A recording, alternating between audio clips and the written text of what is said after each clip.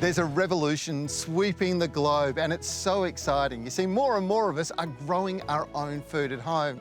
But with gardens getting smaller, and in some cases, many of us not even having a garden, how can you grow your own food at home? Well, the good news is food security and great fresh food can be grown indoors. There are many ways you can achieve this. If you have a tiny outdoor area, then living walls like this are awesome. Look at all the flavoursome herbs growing here. One thing about herbs is their rich concentration of volatile oils, the things that give us the flavours we love, also tend to act as a deterrent to pests. But salad plants are a totally different story. In fact, lettuce grown in the garden beds are like a drive-through takeaway food outlet for caterpillars, so it makes sense to grow these plants indoors.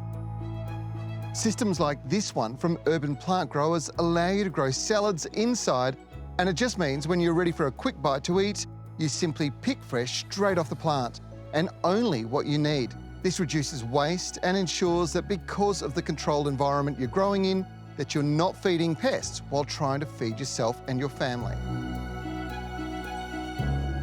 And when it comes to sprouts, you don't need to buy them. They're another crop that you could and should be growing at home. And it's as simple as this. Urban plant growers have a Speedy Sprouter growing system that's so easy to use, and the results look like this. A jar full of freshly sprouted seeds. It's fast and it's easy to do. Simply order your system online. The jar and the seeds will arrive in the mail. Now, what you do is you take the seeds and you just follow the detailed instructional guide. It guarantees you success every time, as long as you follow the step-by-step process. You know, it's hard to believe that just 5 grams, that's a teaspoon of seed, will generate 90 grams of alfalfa sprouts, and you'll have them to harvest over the next 7 days, at which point you empty it all out and you start it all over again. It's a never-ending supply of fresh produce, and you don't even need a garden.